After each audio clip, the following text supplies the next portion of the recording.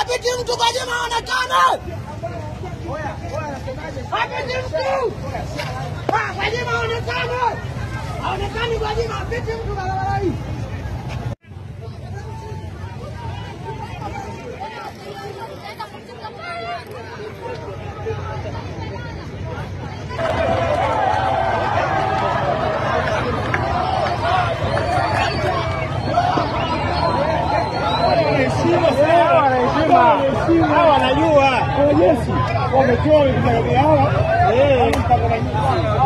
Ni saa 5:15 usiku hapa Dar es Salaam, na hawa maaskofu wamefika hapa usiku huu sasa hivi kwa sababu ya taharuki iliyotokea, kwamba tunaona hapo polisi wamekuja kuzunguka kanisa la Ufufuo na Uzima hapo Ubungo, na maaskofu hao wamekuja haraka kukimbia kuja kusikiliza ni nini kinachoendelea.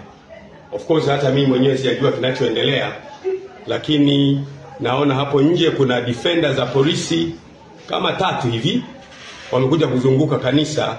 Hatujajua nini kinaendelea. Kwa hiyo tunataka maaskofu wenzetu wote na wachungaji wetu wote na waumini wetu wote mjue kwamba usiku huu saa 5 sasa hivi tarehe ngapi leo?